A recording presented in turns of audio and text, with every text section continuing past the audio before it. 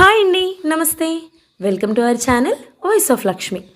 KV Sumalatha గారు రచించిన మనసుకు మరణం అనే చక్కటి కథను వినేద్దామండి. ఇక కథను మొదలు పెట్టేద్దామా? చాలా కాలానికి కథ రాయాలని పెన్ను పేపర్ తీసుకుని కూర్చున్నాను.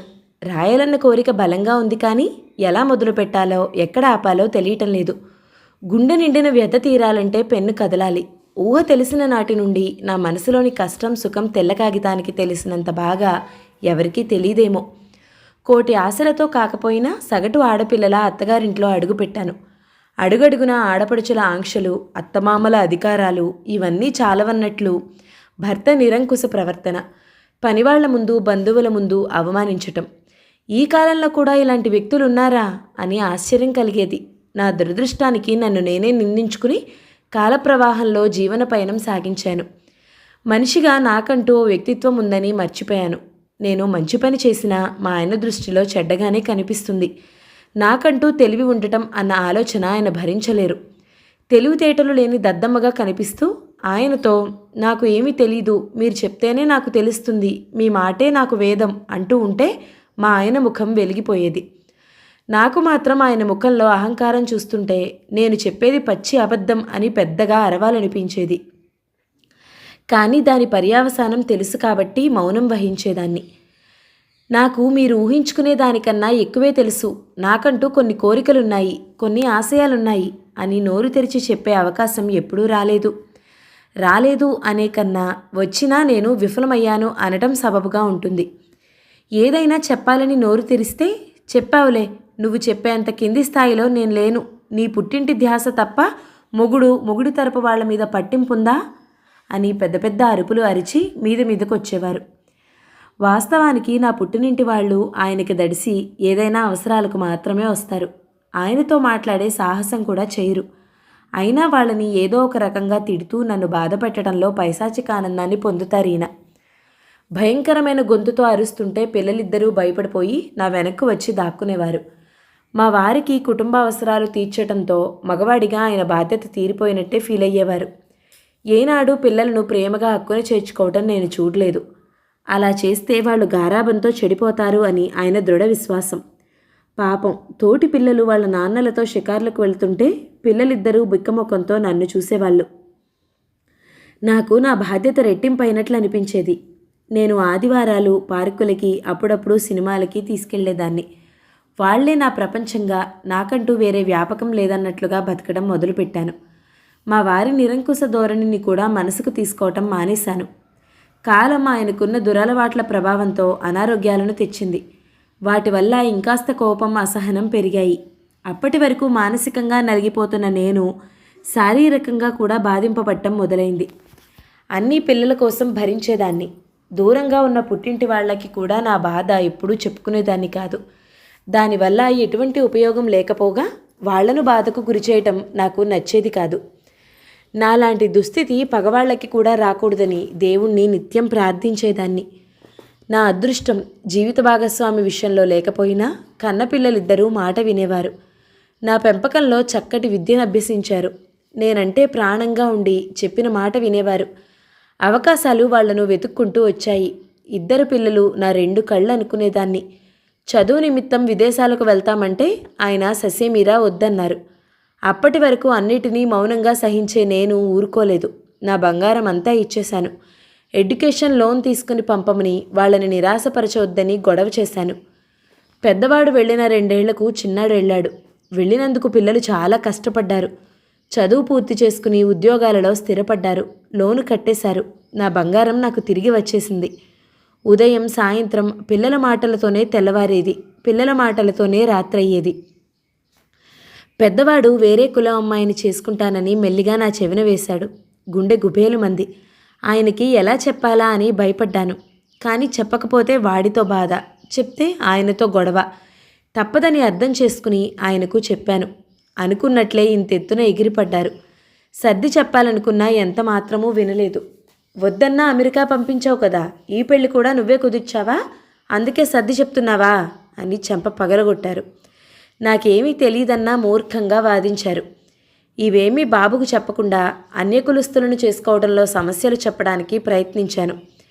వాడు చేసుకుంటే ఆ అమ్మాయినే చేసుకుంటాను, నువ్వు వద్దంటే ఇలాగే ఉండిపోతాను అన్నాడు. చేసేదేమీ లేక ఆయనతో మళ్ళీ పోరాటం సాగించాను. ఎన్నో రోజుల నా కన్నీటి ఫలితంగా వాడి పెళ్లి జరిగింది. సంతోషంగా తిరిగి మళ్ళీ అమెరికా వెళ్ళిపోయాడు. వాడు వెళ్ళిపోయినా ఆ పెళ్ళి నా కారణంగానే జరిగిందని గొడవ జరిగినప్పుడల్లా ఈయన నన్ను మానసికంగా హింసిస్తూనే ఉన్నారు. ఒక్కోసారి ఆయనకు అందనంత దూరంగా పారిపోవాలని అనిపిస్తుంది. కానీ అది పిరికివాళ్ళు చేసే పనని నన్ను నేనే ఓదార్చుకుంటాను. బాధ్యతల బరువు నుండి తప్పుకోవటం తప్పు అని సర్ది పెట్టుకుంటాను. కొంతకాలానికి రెండవ వాడికి ఆయన బంధువుల తరపున సంబంధం కుదిరింది. మా వారి హడావిడికి అంతే లేకుండా పోయింది. పెద్దవాడి పెళ్లిలో పోయిన పెత్తనమంతా ఇప్పుడు చూపించుకున్నారు. అజమాయిషీ చేశారు. ఆరోగ్యం సరిగా లేని మనిషి కావటం వల్ల నీరసపడ్డారు. పెళ్లిలో స్టేజ్ మీద పంతులు గారు అడిగిన కండువా వెతుకుతున్న నా మీద, మర్చిపోయావా, అసలు పెట్టావా లేదా, నీలాంటి చవటను పెళ్లి చేసుకోవడం నా ప్రారబ్ధం అని అరుస్తూ కళ్ళు తిరిగి పడిపోయారు. అప్పటికే బ్యాగ్ అడుగు నుంచి తీసిన కండువా నా చేతిలో ఉంది. పడిపోయిన ఆయనను అందరూ చుట్టుముట్టారు. నాకు అంతమంది జనం మధ్యలో నన్ను తిట్టిన తిట్లతో భరించలేనంత అవమానంగా అనిపించింది. కానీ ఆయన పడిపోవటంతో అవన్నీ పక్కన పెట్టి ఆయన్ని పట్టుకున్నాను. ఎవరో పంచదార నీళ్లు తెచ్చి నోట్లో పోయటం వల్ల కళ్ళు తెరిచారు. పెళ్ళి ఆపకుండా తాళి కట్టించమని చెప్పి మేము ఆయన్ని హాస్పిటల్కి తీసుకువెళ్ళాం. డాక్టర్ 2 రోజులు ఉంచమన్నారు. అటు ఆయన బాధ్యత, ఇటు పెళ్లికి వచ్చిన బంధువుల బాధ్యత, పెళ్లి కూతురు తరపు మర్యాదలు చూసుకోవటం నాకు తలకమించిన బరువైంది. శారీరకంగా మానసికంగా నలిగిపోయాను. పిల్లలిద్దరికీ వారి వారి అత్తగారి కుటుంబాలకు మర్యాద లోపం లేకుండా చూసుకోవటం మీద ఉన్న శ్రద్ధ అమ్మ అలసట మీదకు మళ్ళలేదు. కొత్త మురిపెన్లో ఉన్నారు అని సరిపెట్టుకున్నాను. పిల్లలు కానీ పెళ్లికి వచ్చిన ఆడపడుచులు కానీ నా మీద అలా అరవటం తప్పు అని ఆయనతో చెప్పలేదు. ఆయన మానసిక పరిస్థితిని గురించిన అక్కర ఎవరికీ లేదని తెలిసింది. అంటే దాని అర్థం ఎప్పుడూ అరిచేలాగానే ఆయన అరిచారు, ఎప్పుడూ సర్దుకున్నట్లే అమ్మ సర్దుకుంది అని పిల్లలు పెద్దలు అనుకున్నారు. అది నన్ను చాలా కృంగతీసింది. ఎందుకో ఎప్పటిలా నార్మల్ అవ్వలేకపోయాను. పెళ్లి సెలవులు అయిపోయాయి. పిల్లలు వెళ్ళిపోయే రోజు వచ్చేసింది. మా ఇద్దరినీ కూర్చోపెట్టి ముందుగా పెద్దవాడు, డాడ్, అమ్మా, మీరిద్దరూ ఇలా గొడవ పడుతుంటే మేము అక్కడ స్థిమితంగా ఉండలేము, వర్క్ పైన కాన్సన్ట్రేషన్ చేయలేము, వర్క్ ప్రెషర్ ఎక్కువ ఉంటుంది కాబట్టి మీరిద్దరూ గొడవ పడుతుంటే మేము తీరిగ్గా కూర్చుని సర్ది చెప్పడం కూడా కష్టమే, అర్థం చేసుకోండి అన్నాడు. నాకు కరెంట్ షాక్ తగిలినట్లయింది. నోరు తెరిచి వాణ్ణే చూస్తున్నాను. అంతలో చిన్నవాడు, నిజమే అమ్మా, మీరిద్దరూ మీకు నచ్చనిది ఉంటే మాట్లాడకుండా సైలెంట్ అవ్వండి, నచ్చితే మాట్లాడుకోండి, లేకపోతే మానేయండి, కొంతకాలం వేరువేరుగా ఉంటామంటే మేము ఏర్పాటు చేస్తాము అన్నాడు. నాకు నోటి వెంట మాట రాలేదు, కళ్ళల్లో నీళ్లు కూడా రాలేదు. నా పిల్లలేనా వీళ్ళు? వీళ్ల కోసమేనా నేను ఇంతకాలం అష్టకష్టాలు పడింది? నేను గొడవ పడతానా? నువ్వే ఎదురు తిరగకుండా ఆయనకి అరుపులు అలవాటు చేశావు అనేవాళ్ళు కదా, అవి మర్చిపోయారా? లేక డాడ్కి అనారోగ్యం ఉంది కాబట్టి అమ్మతో కలిపి చెప్తే సరిపోతుంది అనుకున్నారా? అలా గొడవ పట్టం నాకు వచ్చి ఉంటే వాళ్ళ జీవితం ఇలా ఉండేది కాదు అని వాళ్ళు మర్చిపోకూడదు కదా. ఘటన జరిగినప్పుడు నా తరపున ఎవ్వరూ మాట్లాడలేదంటే ఆయన ఆరోగ్య సమస్య వల్ల అని సరిపెట్టుకున్నాను. తర్వాతైనా ఆయనతో అమ్మని అలా అందరి ముందు అవమానించడం తప్పు అని చెప్పలేదంటే పెళ్లి సరదాలలో ఉన్నారు అని మనసుకు సర్ది చెప్పుకున్నాను. పిల్లలు ఫోన్ చేసినప్పుడు అప్పుడప్పుడు నా బాధని చెప్పుకునేదాన్ని. అలాంటివి చెప్పి మమ్మల్ని విసిగించొద్దు అని నాకు పరోక్షంగా చెప్పినట్లుగా కూడా అనిపించింది. అంటే వీళ్ల కోసం ఇన్నాళ్ళు నేను నా మనసు చంపుకుని బ్రతికిన బ్రతుక్కి అర్థం లేదని స్పష్టమైంది. ఇక నాకు వాళ్ళు మాట్లాడిన మిగిలిన అప్పగింతలు వినిపించలేదు.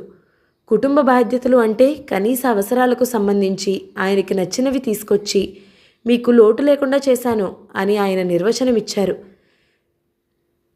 కనీస అవసరాలకు సంబంధించి కావాలంటే పంపుతాం, ఏటీఎం కార్డు ఇస్తాం, వాడుకో, మంచి హాస్పిటల్కి వెళ్ళండి, నిశ్శబ్దంగా నీ కష్టాలు నువ్వు పడు అని నా పిల్లలు నిర్వచనమిచ్చారు.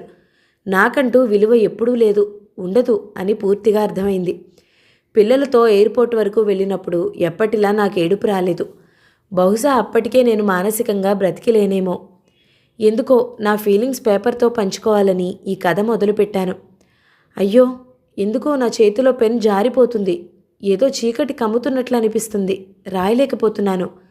ఇక నాకు ఈ బాధ నుండి విముక్తి వచ్చేస్తుందా? అంతేనా? ఏదో ఏడుపులా వినిపిస్తుంది. నా చేతి మీద ఏవో నీటి చుక్కలు పడుతున్నట్లు అనిపిస్తుంది. ఏమిటిది? నా కళ్ళు తెరవడానికి కష్టం అనిపిస్తోంది. శాంతి, లేచావా? దేవుడు కరుణించాడు. స్వామి, నా తప్పులు సర్దిద్దుకునే అవకాశం ఇవ్వు అన్న మాటలు వినిపిస్తున్నాయి. ఆ గొంతు మా ఆయనది. ఇదేమిటి ఇలా మాట్లాడుతున్నారు అని బలవంతంగా కళ్ళు తెరిచాను. మా వారు నా పక్కన కూర్చుని ఉన్నారు. ఏడుస్తూ ఏదేదో మాట్లాడుతున్నారు. నాకు అది కొత్తగా వింతగా అనిపించింది. శాంతి, నన్ను క్షమిస్తావా? ఇదేమిటి మీరు నన్ను? మాటలు మింగేశాను. మంచినీళ్ళ కోసం చాలాసేపు పిలిచాను, నువ్వు పలకలేదు. లేచొచ్చేసరికి నువ్వు హాల్లో సోఫా మీద పడిపోయి ఉన్నావు. నిద్రపోతున్నావేమో అనుకుని తట్టి లేపాను. స్పృహ లేదు. నీళ్లు చల్లినా చలనం లేదు. చాలా కంగారు పడ్డాను. ఈలోగా నువ్వు రాసుకున్న పేపర్స్ నీ పక్కన ఉండటంతో చదివా. ఇన్నాళ్ళు నేను నీ పట్ల ప్రవర్తించిన తీరు, నువ్వు అనుభవించిన బాధ అన్నీ అర్థమయ్యాయి. ఇంతకాలం ఎంత మూర్ఖంగా ఉన్నాను నేను.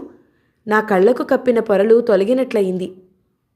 నువ్వు నాకు దూరం అయిపోయావనిపించింది. నా తప్పులు నేను సర్దుకునేది ఎలా అని దిక్కుతోచలేదు. ఎప్పుడూ దేవుణ్ణి తలవని నేను నీకోసం ఆయన్ని ప్రార్థించాను. నన్ను క్షమించగలవా శాంతి? గొంతంతా దుఃఖంతో నిండి ఉంది. ఆయనని ఏడవద్దు అని వారించాను. నిజంగానే ఆయన తన తప్పును తెలుసుకున్నారా? ఇన్నాళ్లకు, ఈ జీవిత చరమాంకంలో. మనసుకు ఏదో తెలియని ఊరట. కళ్ళు మూతలు పడుతుంటే నిద్రలోకి జారుకున్నాను. కథ సమాప్తం.